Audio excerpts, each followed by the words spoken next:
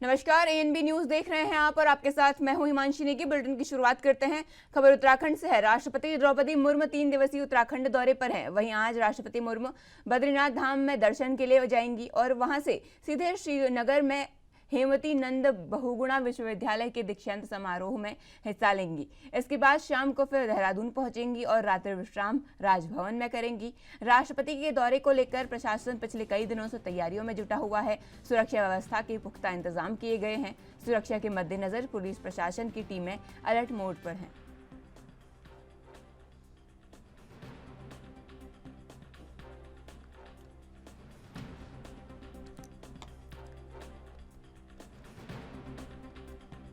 इस खबर पर अधिक जानकारी के लिए हमारे साथ हमारे संवाददाता अमित चौधरी जुड़ चुके हैं। जी अमित जी, राष्ट्रपति द्रौपदी मुर्मू उत्तराखंड के 3 दिवसीय दौरे पर हैं। आज ये बद्रीनाथ जाएंगी। इस दौरान क्या कुछ खास रहेगा?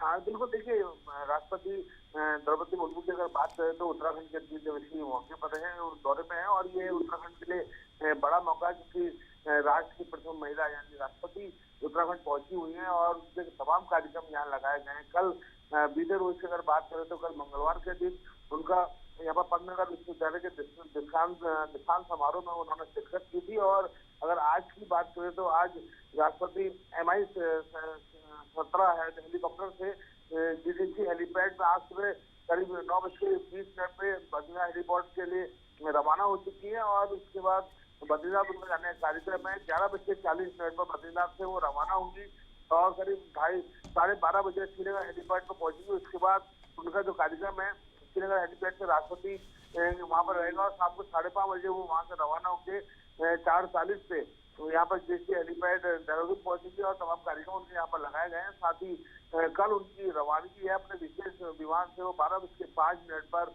दिल्ली के लिए रवानगी करेंगे। तो 3 दिवसीय दौरा उनका है, तमाम कार्यक्रम उनके लगाए गए हैं। जहाँ कल उनके कार्यक्रम से दीक्षांत समारोह में उन्होंने शिरकत की थी। आज उनके यहाँ पर कार्यक्रम में बद्रीनाथ आज वो जाएंगी धाम के लिए और कल उनकी यहाँ पर दिल्ली के लिए विशेष विमान से रवानगी हो जाएगी। जी अमित जी, वहीं अगर हम सुरक्षा व्यवस्थाओं की बात करें तो इस दौरान पुलिस के कितने जवान तैनात किए गए हैं? पुलिस प्रशासन कितना अलर्ट मोड पर नजर आ रहा है?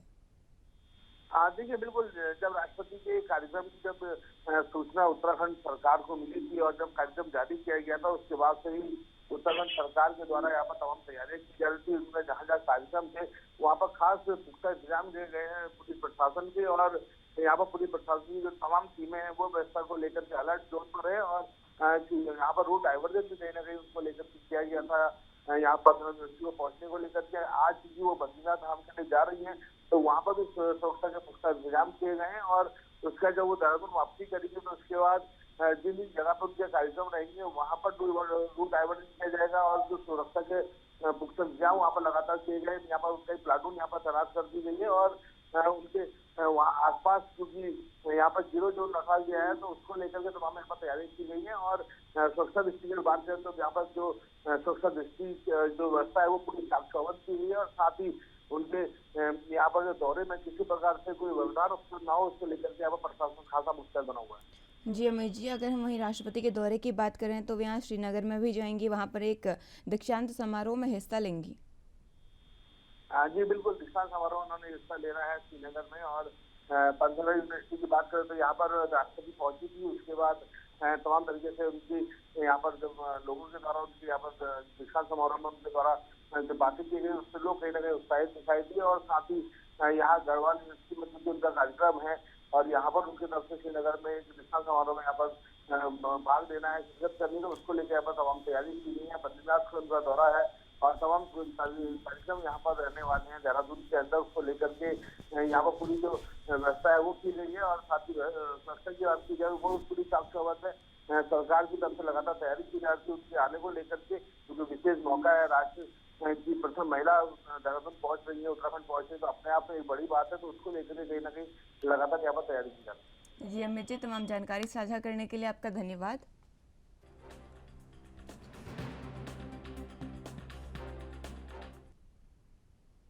खबरों में आगे बढ़ते हैं। दिल्ली में बढ़ते प्रदूषण को लेकर दिल्ली सरकार ने सोमवार को ऑड इवन लागू करने का एक ऐलान किया था। दिल्ली की केजरीवाल सरकार ने कहा था कि दिल्ली में 13 से 20 नवंबर तक ऑड इवन लागू होगा, लेकिन अब सुप्रीम कोर्ट ने दिल्ली सरकार के इस फैसले पर सवाल उठाए हैं। सुप्रीम कोर्ट ने कहा है कि दिल्ली सरकार की ऑड इवन योजना सिर्फ दिखावा है। कोर्ट ने कहा कि दिल्ली सरकार पहले भी ये योजनाएं लागू कर चुकी है, लेकिन ये सफल नहीं हुआ।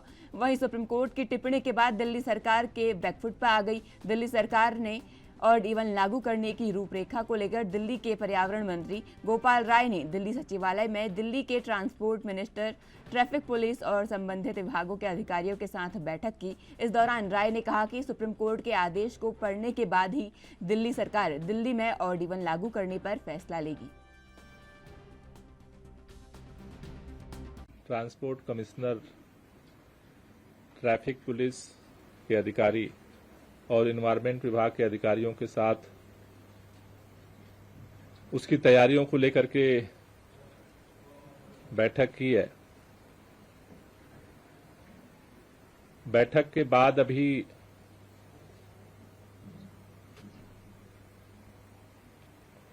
हमने ऑड इवन लागू करने के लिए क्या क्या नियम होंगे वो आपको सूचित करना था, लेकिन इस बीच अभी सुप्रीम कोर्ट का ऑड इवन को लेकर के कुछ ऑब्जर्वेशन हमने मीडिया में देखा है। उसके बाद अभी हमने ये निर्णय लिया है कि सुप्रीम कोर्ट का ऑर्डर आने के बाद एक बार हम उसको स्टडी करेंगे और जो जो सुझाव। इस खबर पर अधिक जानकारी के लिए हमारे साथ दिल्ली से हमारे संवाददाता राजीव तिवारी लाइव जुड़ चुके हैं। जी राजीव जी, दिल्ली में लगातार प्रदूषण बढ़ रहा है। वहीं दिल्ली सरकार ने एक मीटिंग कर ऑड इवन लागू करने की बात कही थी, लेकिन अब सुप्रीम कोर्ट ने उस पर एक तीखी टिप्पणी की है और कहा है कि ये हर साल इस ऑड इवन सिस्टम को लागू करने की बात होती है, लेकिन इससे कोई प्रॉफिट नहीं होता है, फायदा नहीं होता है।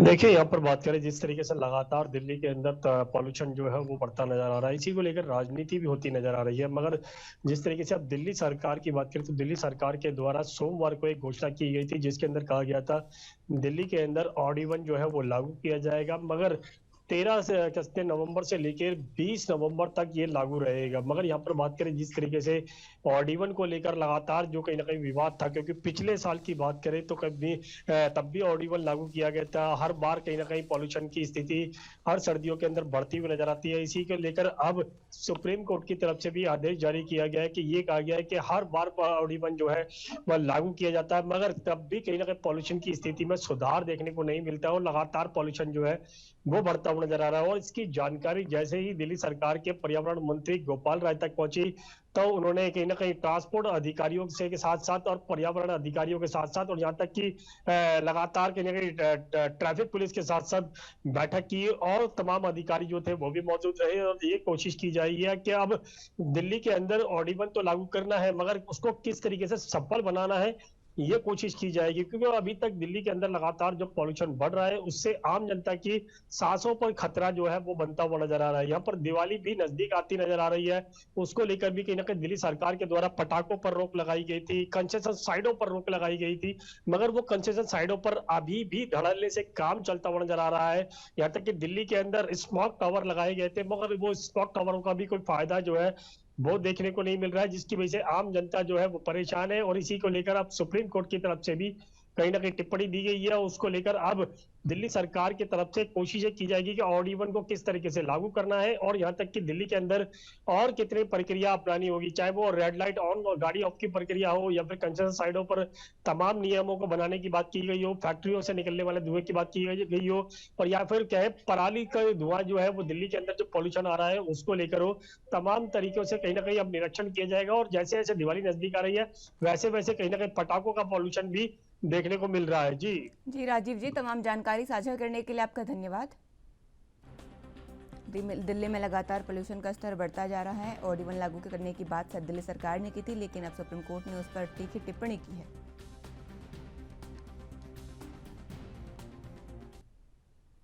वक्त है एक छोटे से ब्रेक का। ब्रेक के बाद जल्द हाजिर होंगे।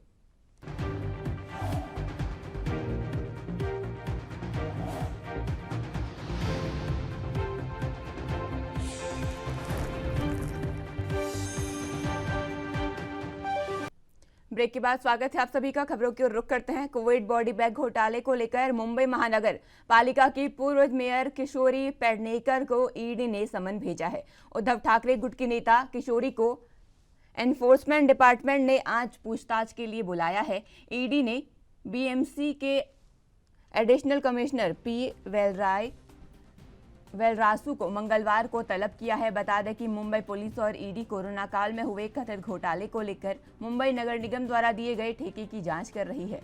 बताया जा रहा है कि कोरोना के दौरान शवों को रखने के लिए खरीदे गए बॉडी बैग बढ़े हुए रेट पर खरीदे गए थे।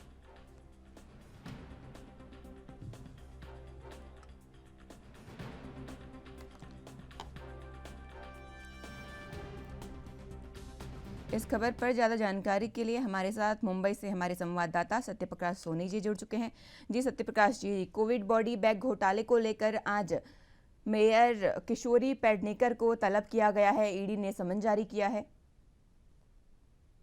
बिल्कुल, देखिए कोविड बॉडी बैग घोटाले में मुंबई की ईओडब्ल्यू ने पहले जांच किया था। उसके बाद जो है, चूंकि मामला बेहद संगीन और गंभीर होने की वजह से यह मामला अब ईडी के पास गया। प्रवर्तन निदेशालय ने कल जो है किशोरी पेडनेकर को समन किया था। आज उन्हें बुलावा भेजा है। करीब 11 बजे के आसपास किशोरी पेडनेकर ईडी दफ्तर जा सकती है, क्योंकि जिस तरह के उनके ऊपर गंभीर आरोप लगे हैं, इसकी जांच ईडी कर रही है। दरअसल इसके पहले भी मुंबई पुलिस और ईओडब्ल्यू ने इस विषय को लेकर जांच की थी, जिसमें उस वक्त के बीएमसी उपायुक्त बिरादर को भी पुलिस विभाग ने जांच पड़ताल किया था, लेकिन कोई जानकारी उसमें नहीं निकल के सामने आई थी। इसके बाद अब जो है मुंबई के पूर्व मेयर किशोरी पेडनेकर और शिवसेना की गुट की नेता किशोरी पेडनेकर के यहाँ समन किया गया है। आज माना जा रहा है कि जब वह ईडी दफ्तर पहुंचेगी तो ईडी के तमाम सवालों का जवाब जो है किशोरी पेडनेकर दे सकती है। जी सत्यप्रकाश जी, तमाम जानकारी साझा करने के लिए आपका धन्यवाद।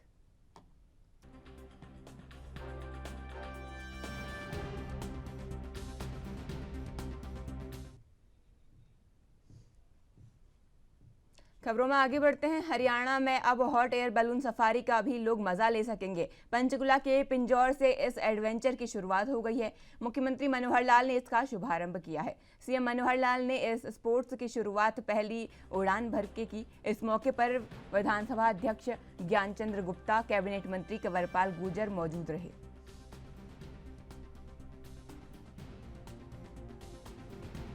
की बहुत सी संभावनाएं हैं, जो कुछ तो हम पहले शुरू कर चुके हैं, कुछ की जो नई संभावनाएं तलाश करके एक ही चीज़ को आगे बढ़ा रहे हैं।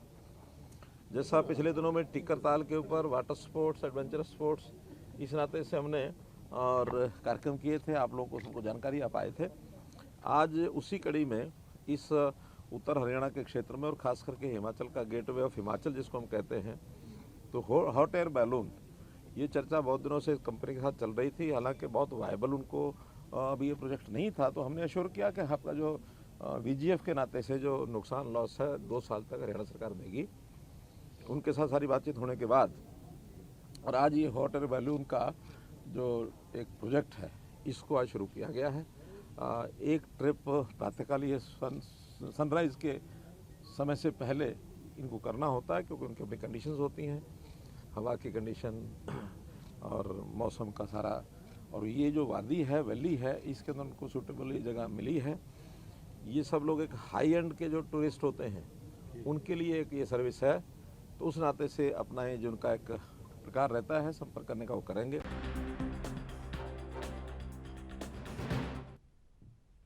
वक्त है एक छोटे से ब्रेक का। ब्रेक के बाद जल्द हाजिर होंगे।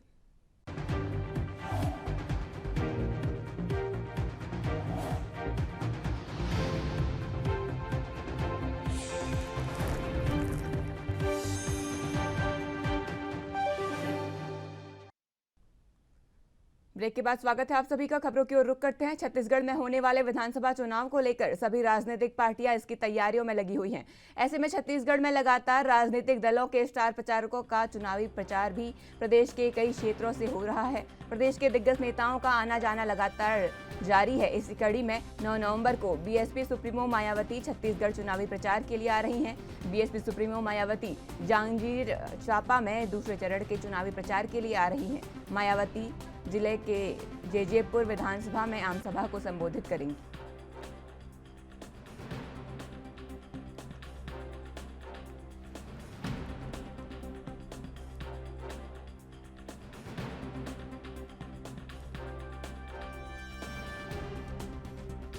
इस खबर पर अधिक जानकारी के लिए हमारे साथ हमारे संवाददाता प्रियांशु कश्यप जुड़ चुके हैं। जी प्रियांशु जी, मायावती छत्तीसगढ़ के चुनावी प्रचार पर आ रही हैं, क्या कुछ जानकारी है आपके पास? देखिए, चुनाव में कुछ भी रेस है और ऐसे में जो है सभी पार्टी के राष्ट्रीय लगातार के दौरे पर बने हुए। उसी कड़ी में छत्तीसगढ़ में जो 9 नवंबर को बीएसपी सुप्रीमो मायावती का छत्तीसगढ़ चुनाव प्रचार के लिए आ रही है, वहीं जो मायावती चुनाव प्रचार के लिए जो जांजगीर चांपा के जैजैपुर क्षेत्र में विधानसभा में आम सभा को संबोधित करेंगी। वहीं गुरुवार को जांजगीर चांपा जिले के 3 विधानसभा क्षेत्र के प्रत्याशियों ने जो के लिए जो लगातार लोगों से, आम जनता से वोट की अपील भी करने जा रही है, जिसमें बीएसपी के प्रदेश प्रभारी नर्मदा अहिरवार के साथ साथ 2 अन्य प्रत्याशी पामगढ़, अकलतरा और जांजगीर चांपा जिले के प्रत्याशियों के लिए प्रचार प्रसार करेंगी। पामगढ़ क्षेत्र में आज भी जो है बसपा के विधायक हैं, बसपा से चूंकि आरक्षित सीट है, और इस दौरान जो प्रदेश अध्यक्ष नर्मदा अहिरवार ने बातचीत के दौरान कहा कि इस बार बीएसपी और गोंडवाना गणतंत्र पार्टी के साथ चुनावी मैदान पर उतरी हुई है और बची हुई सीटों पर जो है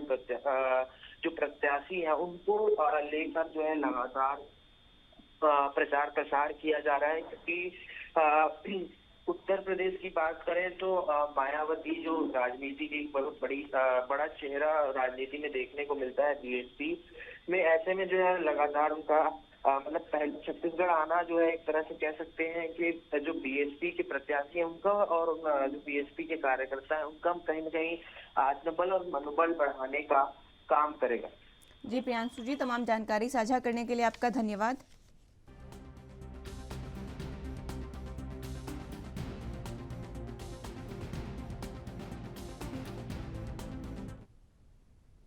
खबरों में आगे बढ़ते हैं। हिमाचल का परिवहन महकमा 1 दिसंबर से प्रदेश में स्पेशल ड्राइव चलाने जा रहा है। इस ड्राइव के तहत उन वाहनों के चालान किए जाएंगे जिन्होंने गाड़ियों से हेडसेट हटा लिए हैं, यानी पहाड़ों पर हेडसेट हटाना अब महंगा पड़ सकता है। परिवहन विभाग ऐसे लोगों के 3-3 हज़ार रुपये के चालान करेगा। परिवहन निर्देशक अनुपम कश्यप ने बताया कि हेडसेट को गाड़ी में यात्री की सुरक्षा की दृष्टि से लगाया जाता है, लेकिन बहुत से लोग इसे हटा देते हैं। ऐसा करने से एक्सीडेंट की सूरत में गर्दन और पीठ में गंभीर चोट का खतरा बना रहता है।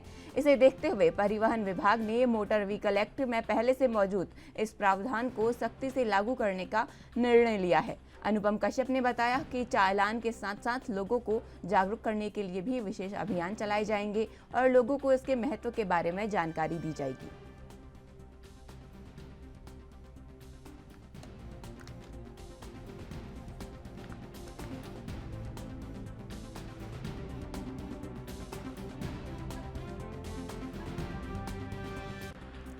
इस खबर पर अधिक जानकारी के लिए हिमाचल से हमारी ब्यूरो चीफ टीना ठाकुर जी जुड़ चुके हैं। जी टीना जी, हिमाचल परिवहन ने 1 दिसंबर से प्रदेश में स्पेशल ड्राइव चलाने का ऐलान किया है। उन्होंने इस दौरान कई चालान काटने की घोषणा की है, क्या कुछ अहम और जानकारी है आपके पास?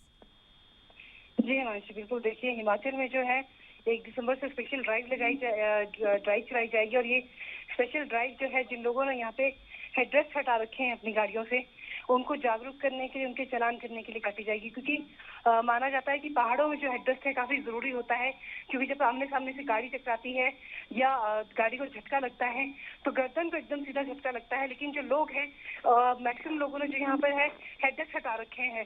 तो परिवहन विभाग का मानना है कि ये एक अपराध है, ऐसा नहीं होना चाहिए। हेडरेस्ट जो है वो आपकी सुरक्षा के लिए लगाए गए हैं, और जो एक्सीडेंट की सूरत में ये जो हेडरेस्ट है वो आपको गंभीर बीमारी होने से या गंभीर चोट लगने से बचाते हैं। क्योंकि अभी तक की जो स्टडी बताती है वो यही बताती है कि एक्सीडेंट के दौरान जब हेडरेस्ट ना हो तो उस दौरान जिन व्यक्तियों को गहरी चोट पहुंचती है वो लोग हमेशा के लिए बेड पे पहुंच जाते हैं। तो ऐसे में ऐसी स्थितियां उत्पन्न ना हो लोगों के सामने, इसके लिए हिमाचल परिवहन विभाग स्पेशल ड्राइव जो है 1 दिसंबर से चलाएगा, और जिनके हेडरेस्ट गाड़ियों में नहीं होंगे उनके जो है 3-3 हजार के चालान भी इस दौरान जो है वो काटे जाएंगे। साथ ही लोगों को इस स्पेशल ड्राइव के दौरान जो है अन्य जो ये परिवहन से संबंधित जो अधिनियम है, चाहे अधिकार है, उन सबकी जो जानकारी है वो भी विभाग जो है प्रदान करेगा। जी रीना जी, मोटर व्हीकल एक्ट की अगर हम बात करें तो उसमें ये प्रावधान पहले से मौजूद था, लेकिन अब तक इस ओर उतना ध्यान नहीं दिया जाता था। लेकिन अचानक से इस ओर इतना ध्यान देना, लोगों को जागरूक करना, किस मायने में ये चीज़ें अहम हैं? जी देखिए, जिस तरह मैंने पहले भी कहा कि पहाड़ों में पिछले कुछ दिनों से स्टडीज की जा रही हैं कि जो एक्सीडेंट जब होता है तो किन किन चीजें जो कारक है वो गंभीर चोटों का कारक बनी रहती है। तो ऐसे में सामने आया है कि जो हिमाचल है पहाड़ी राज्य है, कर्व्स यहाँ पे बहुत ज्यादा है, एकदम से सामने से गाड़ी टकराना यहाँ पे आम बात है। तो ऐसे में जो हेडरेस्ट है वो आपकी सहायता करता है, और जब आपकी एकदम से गाड़ी कहीं टकराती है, पहाड़ी से टकराती है, सामने गाड़ी से टकराती है, तो एकदम जब आपको झटका लगता है तो आपकी गर्दन पीछे मुड़ जाती है। और अगर ऐसी स्थिति में हेडरेस्ट ना हो तो वो जो आपकी जो गर्दन मुड़ती है वो नीचे जो रीढ़ की हड्डी है वहां तक जो है गंभीर चोट पहुंचा देती है, और ऐसे में जो व्यक्ति है वो हमेशा के लिए बेड पे चला जाता है। तो ऐसी स्थितियां लोगों के सामने ना उत्पन्न हो, इसके लिए जो है स्पेशल जो ड्राइव है वो चलाया जा रहा है। हालांकि जो लोग हैं इतना जागरूक नहीं है, ना ही ये जो मोटर व्हीकल एक्ट है इसकी जानकारी लोगों को है कि जो हेडरेस्ट है वो हटाना अपराध है। ऐसे में परिवहन विभाग जो है वो जागरूकता अभियान भी इस दौरान चलाएगा। साथ ही जो है लोगों को जागरूक करने के साथ साथ जो लोग पकड़े जाएंगे जिनका हेडरेस्ट गाड़ी में नहीं होगा उनके बताया जा रहा है कि 3-3 हजार के जो चालान है वो भी ऑन द स्पॉट जो है वो किए जाएंगे। जी टीना जी, तमाम जानकारी साझा करने के लिए आपका धन्यवाद।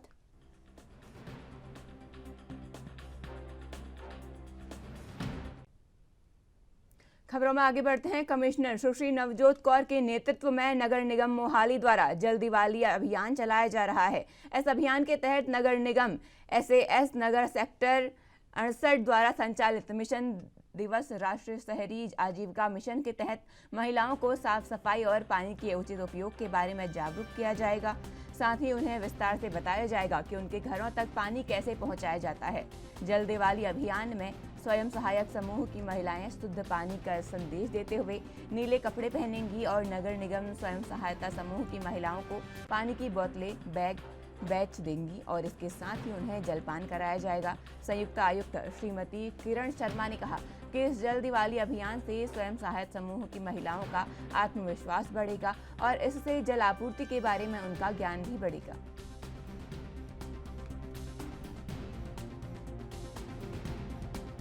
खबर पर अधिक जानकारी के लिए हमारे साथ हमारे संवाददाता अमित सेठी जुड़ चुके हैं। जी अमित जी, जल दिवाली अभियान चलाया जा रहा है, क्या कुछ जानकारी है आपके पास? बिल्कुल बताना चाहूँगा कि अगर बात की जाए 7 नवंबर से लेके और 9 नवंबर तक जो है जल दिवस अभियान जो है वो चलाया जा रहा है। अगर मोहाली की बात की जाए तो जगह जगह पर जो है कार्यक्रम किए जाएंगे। महिलाएं जो है नीले रंग के कपड़े पहन के जो है निकलेंगी और उनको जो है पानी की बोतल जो है वो दी जाएगी और साफ तौर से कहा जा रहा है कि पानी की जो है बचत की जाए। इसको लेकर जो है ये कार्यक्रम जो है जगह जगह पर जो है किए जा रहे हैं। जी अमित जी, तमाम जानकारी साझा करने के लिए आपका धन्यवाद।